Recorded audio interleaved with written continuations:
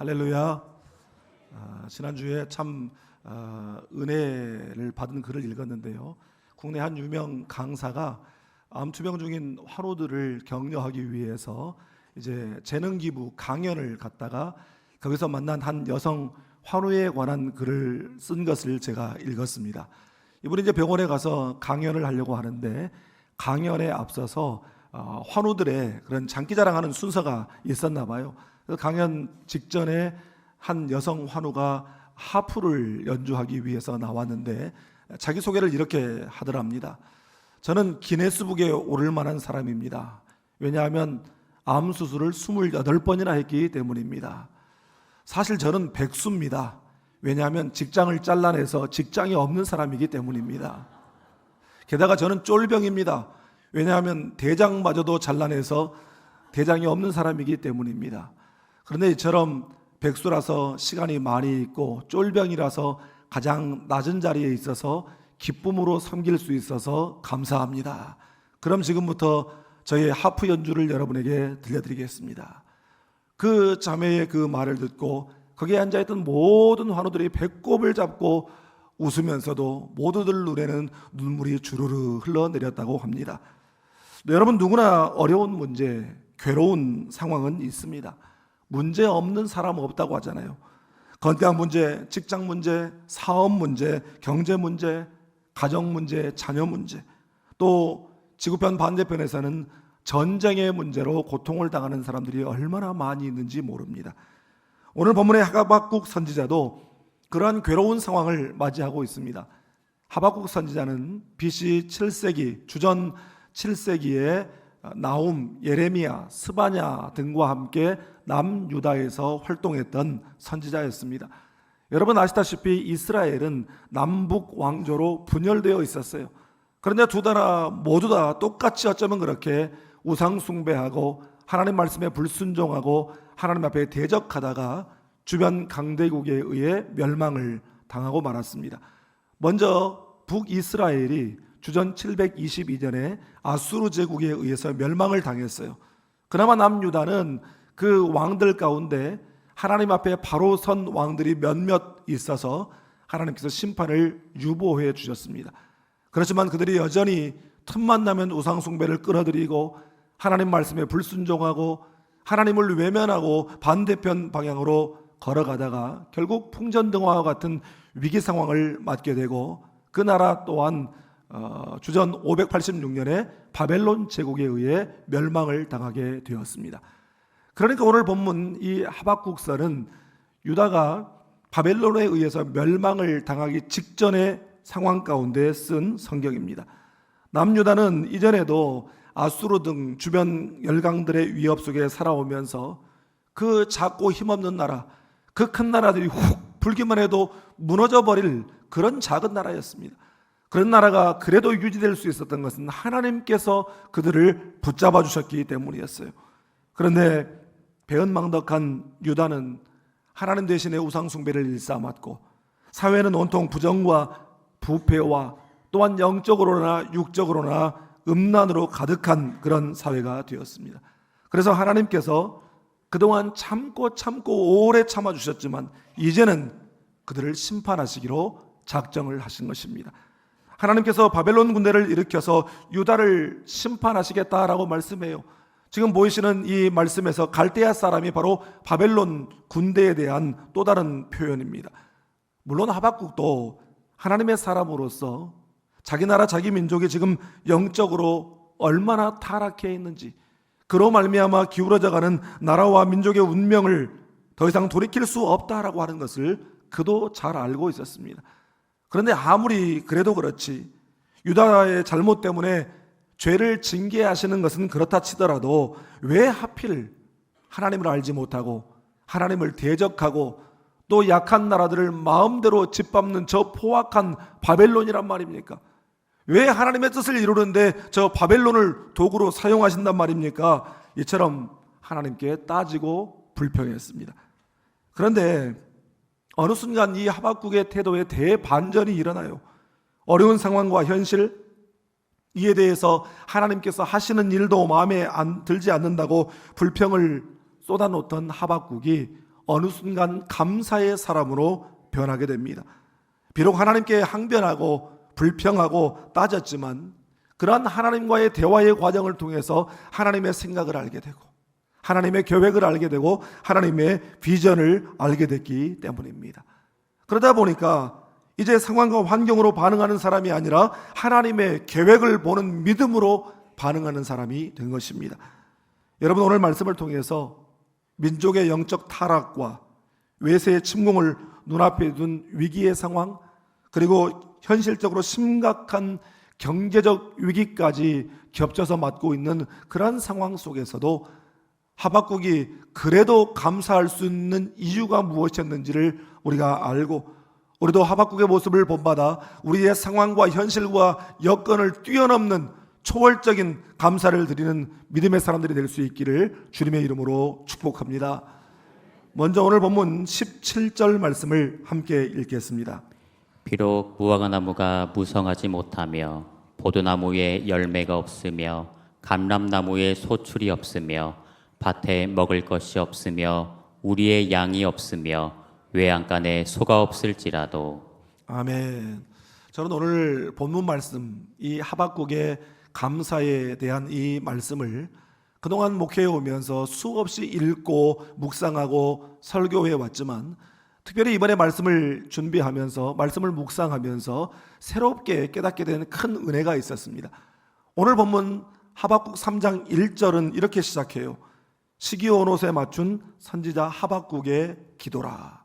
여기서 시기온옷이라고 하는 말이 나옵니다. 이 시기온옷이라고 하는 생소한 말에 대해서 주경학자, 그러니까 성서신학자들은 이것은 고대의 악기 이름 중에 하나다 이렇게 말을 하고, 고대 언어를 연구하는 이 언어학자들은 이것은 어원적으로 절정, 클라이맥스를 뜻하는 그러한 말로서 이것은 다시 말해서 절정의 노래를 가리킨다 이렇게 말을 하고 있습니다. 여러분, 좋은 일이 있을 때, 우리가 사업에 성공을 하고 어떤 건이 잘 돼서 돈 많이 벌었을 때, 자녀가 좋은 대학에 합격했을 때, 자녀가 좋은 대기업에 취업했을 때, 또 자녀가 좋은 배우자를 만나 결혼했을 때, 오랫동안 기다리던 자녀를 낳았을 때, 건강에 대한 염려를 가지고 있었는데 검사 결과가 너무 좋을 때, 목회를 하다 보면 그런 케이스를 많이 봐요. 이제 심각한 중병인 줄 알고 마음이 다급해서 얼른 서울의 큰 병원에 예약을 하고 거기에 가서 검사를 했더니 검사 결과 별거 아니라고 하는 그런 이야기를 들을 때, 또 병으로 오랫동안 치료도 하고 정기적으로 가서 그것이 괜찮은지 검사하고 그랬는데 어느 날 이제는 안 와도 된다고, 완치됐다고 하는 이야기를 들을 때 너무 기뻐서 저한테 전화를 해요. 목사님 기도해 주신 덕분입니다.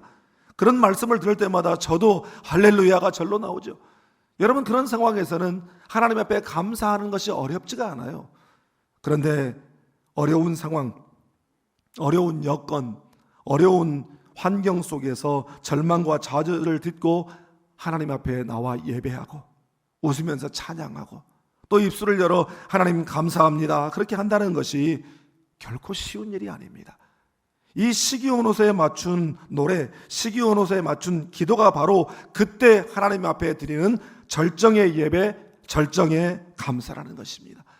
그래서 어떤 분은 이 시기온옷에 맞춘 기도를 고난의 밤에 하나님 앞에 드린 절정의 감사 이렇게 표현했습니다.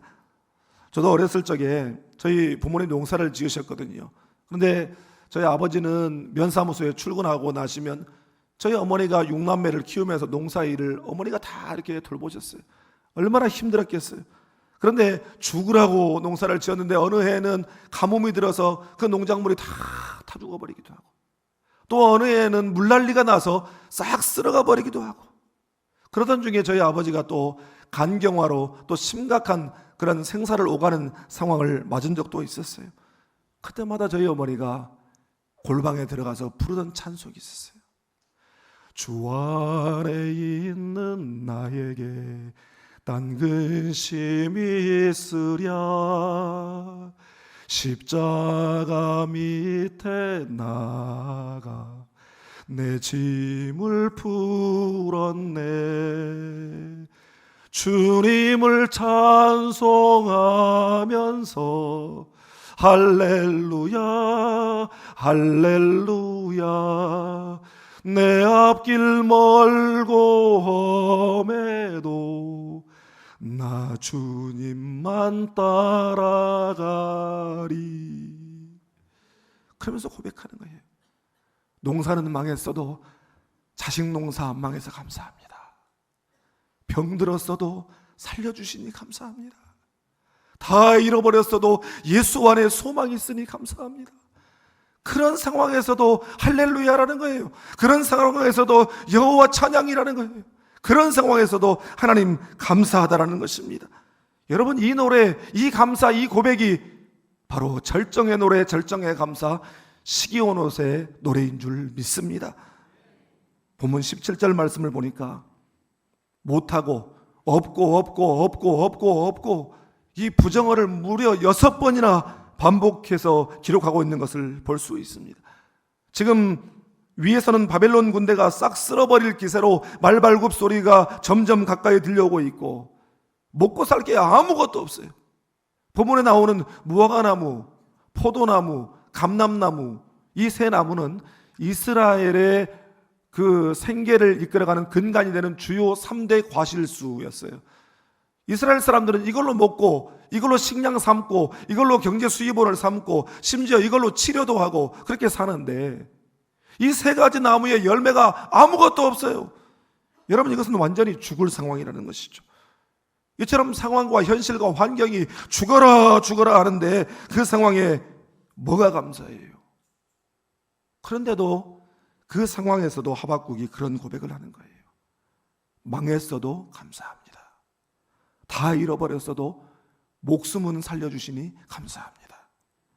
예전에 베스트셀러 중에 조창인 씨의 가시고기라고 하는 소설이 있었어요. 드라마로도 이제 나왔었는데 그 어린 병든 백혈병으로 죽어가는 그 아들을 살려내기 위한 그 아버지의 그 눈물 나는 노력, 그 부성애를 담은 그러한 책이었는데 저도 그때 마치 큰아이를 이제 낳고 이제 기르던 그때쯤이어 가지고 얼마나 그 책을 읽으면서 눈물을 많이 흘렸는지 몰라요. 그런데 그 책에 명문장이 있어요. 바로 이것입니다. 그대가 헛되이 보낸 오늘은 어제 죽어간 네가 그토록 살고 싶어 하던 내일이다. 여러분, 우리 살아있다는 것 별것 아니게 생각해서는 안 됩니다. 살아있음에 감사할 수 있기를 바랍니다. 여러분, 감사는 삶에 대한 해석의 능력이에요. 나는 여러분이 감사로 삶을 해석하는 감사 체질의 사람들이 될 수 있기를 주님의 이름으로 축복합니다. 다음으로 본문 18절 말씀을 함께 읽겠습니다. 나는 여호와로 말미암아 즐거워하며 나의 구원의 하나님으로 말미암아 기뻐하리로다. 아멘.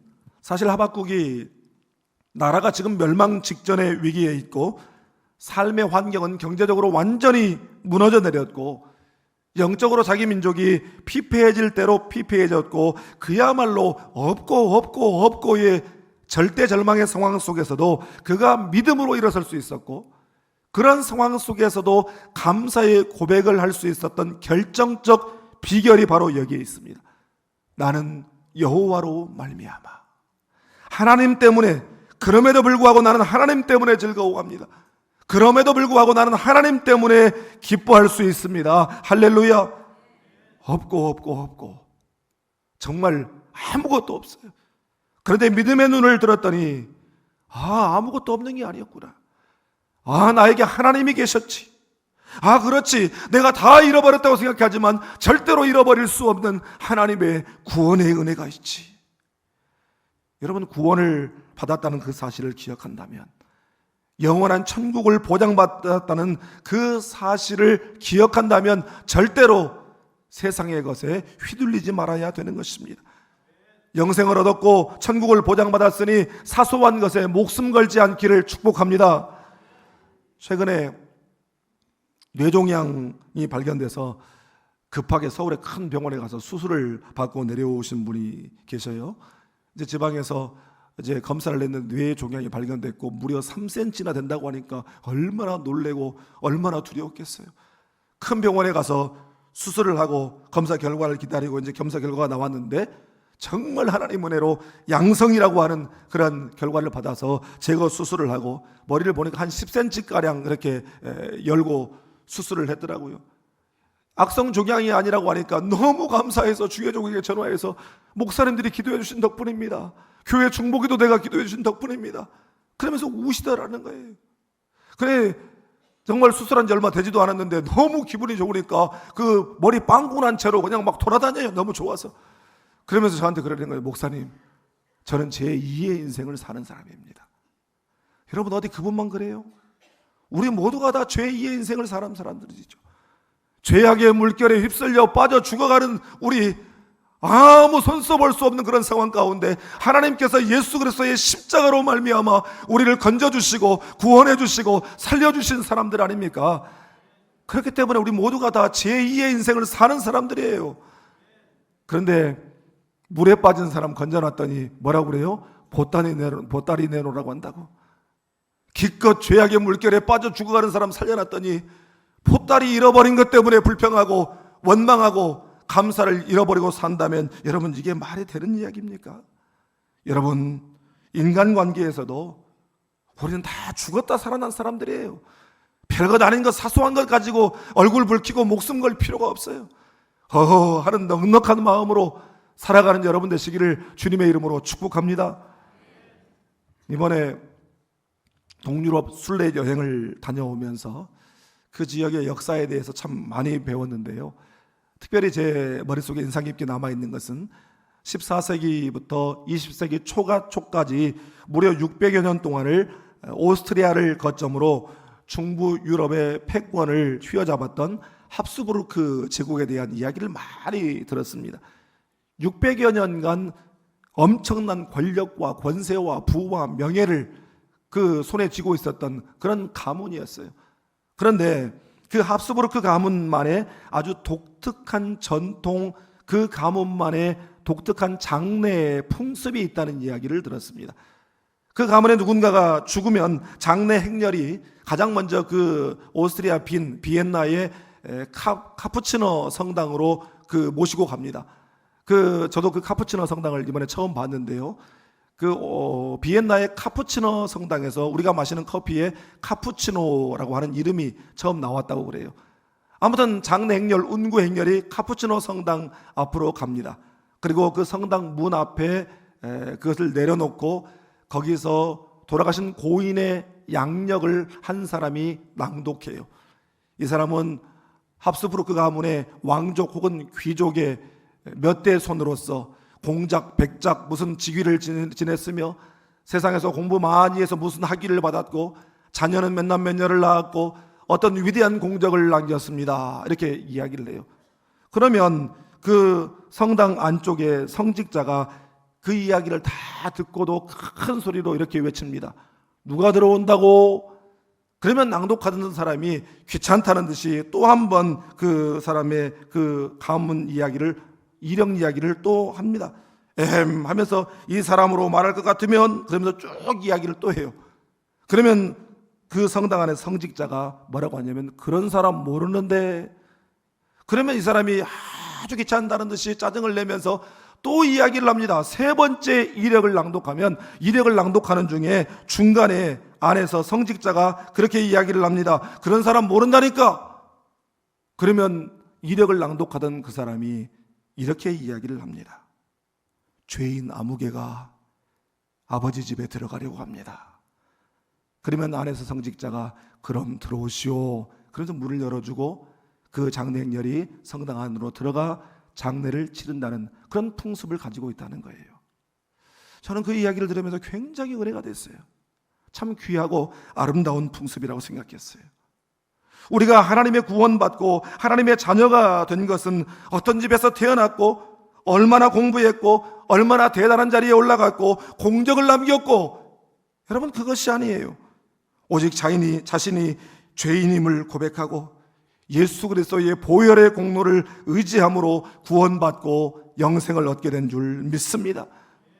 그저 우리 집안이 어떤 대단한 집안이기 때문에, 내가 대단한 출신이기 때문에, 내 학위가 얼마나 대단한 학위이기 때문에 구원받은 것이 아니라 내가 잘나고 똑똑하고 대단해서 이 자리에 목사로, 장로로, 권사로, 집사로, 성도로 서 있는 것이 아니라 오직 예수, 오직 십자가, 오직 주의 보혈의 공로 때문에 구원받고 하나님의 자녀가 되고 성도가 되어 이 자리에 있는 줄 믿습니다.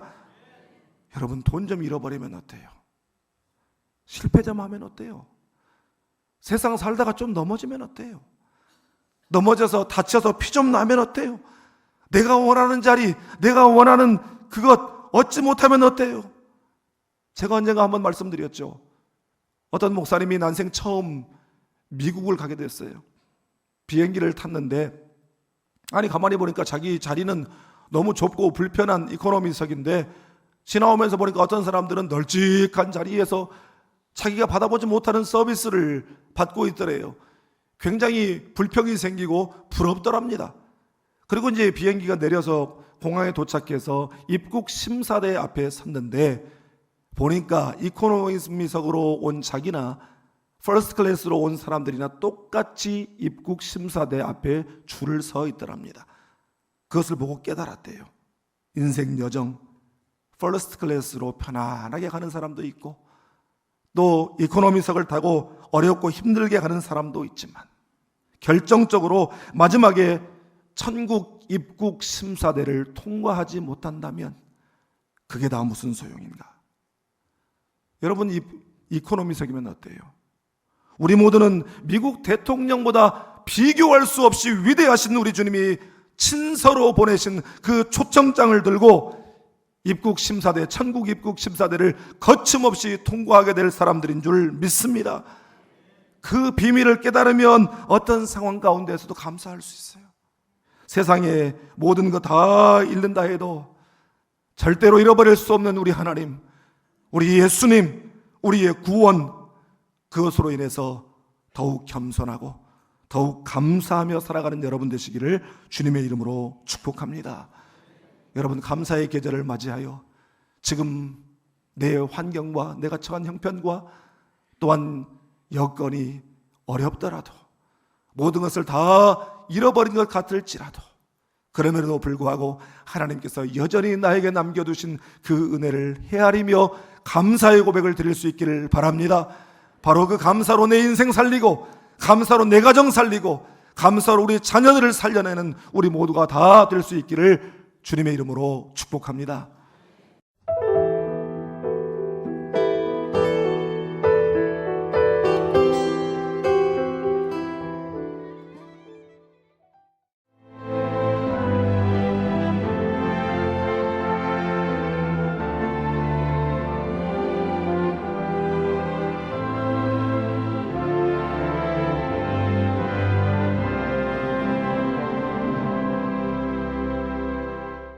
누구보다 먼저, 누구보다 빠르게 미래를 준비해온 전라남도. 교육과 삶, 여행 같은 일상은 행복으로, 미래에 한 발 더 가까이 대한민국의 산업을 지탱하는 그 힘은 전라남도에 있습니다. 여수는 섬과 바다를 연계하는 5개만의 보전과 균형 개발을 통해 여수만 르네상스 시대를 열어가고자 합니다. 이제 여수의 새로운 미래, 여수만 르네상스가 실현됩니다. 푸른 바다와 청정자연, 한국의 깊은 숨결을 간직한 곳. 맛과 멋이 어우러진 전 세계인들의 축제의 장. 전라남도가 여러분을 기다립니다. 명품 관광도시 전남으로 오세요.